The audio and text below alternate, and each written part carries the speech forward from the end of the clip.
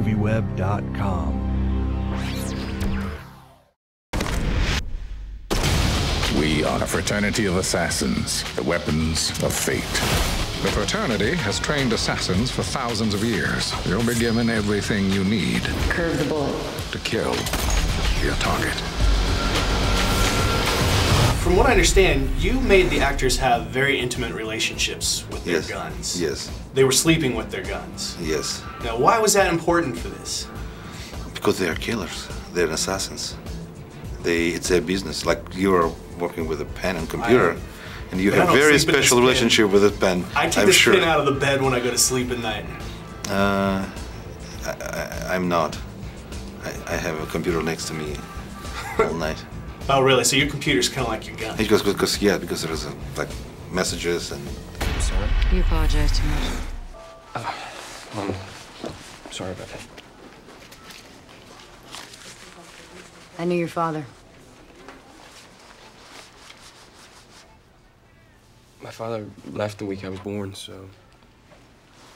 Your father died yesterday on the rooftop of the Metropolitan Building. Sorry. Look, the liquor aisle's just over there, so if you want to. Your father was one of the greatest assassins who ever lived.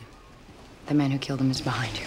Your character has this problem in the beginning of the movie with saying, "I'm sorry." And I used to have the same problem when I was a kid.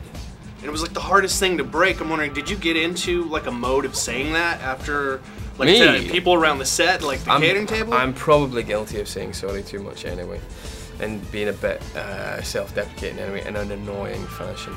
But yeah, so I'm guilty of that anyway. Well, in reading this, I guess these characters were originally based on Eminem and Halle Berry. Well, not really, man. I mean, in the graphic novel, visually, they are Eminem and Halle Berry, but the characters are nothing like either of those two real people. So, so yeah, when you read the graphic novel, you kind of go, what? I can't be Eminem, and Angelina's not going to be Halle Berry, so you just go, well, to hell with it, we're just going to take the characters in a completely different direction then.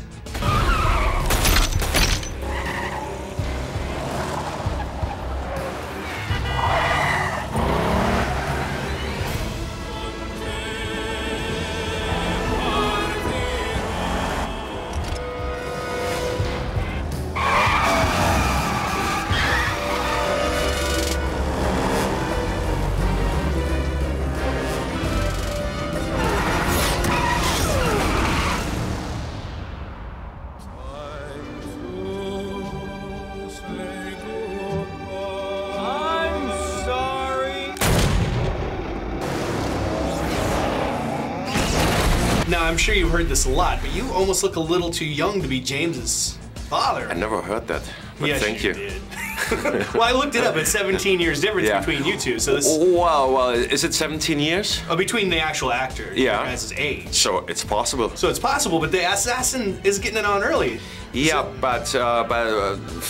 Well, is it possible to flip a car and shoot while you're flipping over through the sunroof? And you know what I'm saying? It could be. You see, it could be. Well, like me personally, if you wanna know, you know, we started. I'm from East Germany, and there was not much entertainment, so we started entertaining ourselves. So I started having sex with 14, so it's easily possible. And what's it like to have your son air surf you down a canyon? Yeah, but we just shot him shooting like the glass exploding and we falling down. That was freaky. It was like a super fast elevator.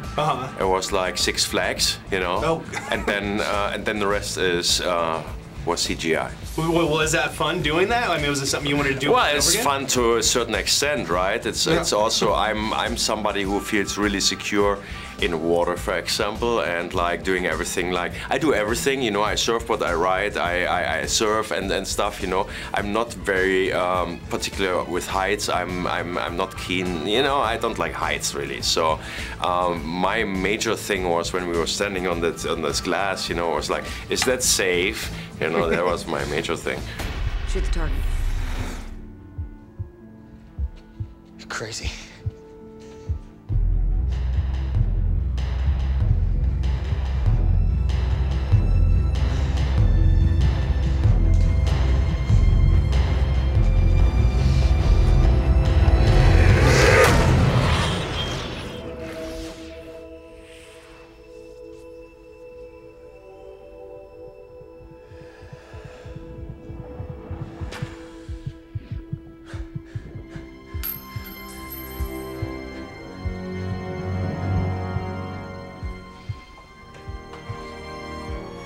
Welcome to the fraternity. The movie doesn't really go into your backstory, and I want to know more about your character. Well, yeah, the gunsmith, you know, is this master of weapons, right? But, you know, he comes from the city and got into the fraternity because of his knowledge and street knowledge slash just being an aware human being. Because if you look at the gunsmith, he is this calm force in the film. I mean, he didn't have a lot of things to say, but you know, even within the training, you could tell there was a certain focus that he had that he wanted to pass on to Wesley. I looked at the gunsmith and seen that he was more of a Buddha type character, a silent warrior in that way. You know, and you knew once it was time, he would attack like he was supposed to, and you know, that was pretty much most of the backstory. Hopefully, we get to see even more backstory if we do a prequel, you know? Oh, is that what they're gonna do as a prequel? Because I was gonna say, I don't want to give anything away, but you might not be coming back for part 2. Hopefully, they'll be into doing a prequel. I think people would like it.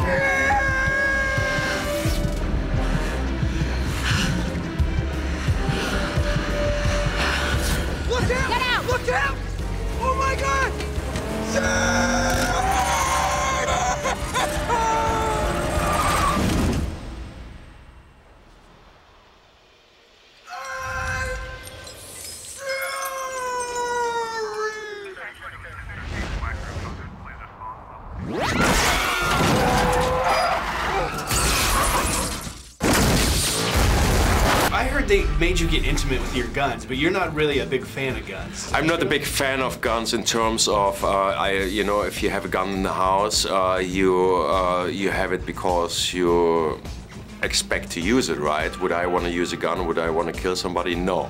So for films, it's a different story. I love to have all these guns in the film, you know, but that's like being a boy in a toy store, you know? Oh, of course. But the director said he made you take your gun home and sleep with it. I mean, he said that? Yeah. He said that? He said he made He's such a liar. I said, I that. want the gun. I want the gun home. I want to sleep with it. Oh, I didn't sleep with it really, but I took a gun home, you know, just like to have it around and. Well, it sounded like he was having a secret affair with all the guns. Actually, the director also. Does he? Yes. Yes. Well, that's lots my of secrets. Did the director kind of go over what this was going to look like when it was all finished, or did you have any idea what it was going to look like when it was all done? He would describe different things about like, hey, you know, and when we do this, the flies are going to, you know, you're going to see their wings, or, you know, the bullets are going to curve around. And, you know, you hear it and you read it, but seeing it is a whole different experience, and seeing how they did it, it's incredible. But he did have the visions already there. Timur is a visionary, you know. But you actually made James jump over the L bridge. Yeah. Now, why would you make your main actor do that instead of a stuntman? Not me, it's him. Oh, he wanted to do that? Yes, he wanted to do everything himself, and it was a big problem for us. No, they made you jump over the L train, I hear. They made me jump over, yeah, they made me jump over an L, which was, I wish it was real, but that was, there aren't that many moments of CGI madness in this film. There are actually, there's a few, but that was one that was completely like, we had a real bridge and we had a real train, but the bridge was moving. The train was stationary and the bridge was moving. So I still had to jump over a whole bridge with a, you know, use of a wire and all that kind of stuff. But it was a little bit easier than having to do it for real. Yeah, but I thought you actually, in real life, jumped over this bridge. That's what I read. That's impossible. Is it? Why did you say you jumped over the bridge? It was in quotes. I jumped over the bridge. I jumped over a bridge. Well, I did technically jump over a bridge. This interview's not going so well, is it? I know, we should end it now. Should we? Really? Otherwise, I'm going to assassinate you. Are we going to bond now? Would you like to? Within this unstable world, every life hangs by a thread. We are that thread.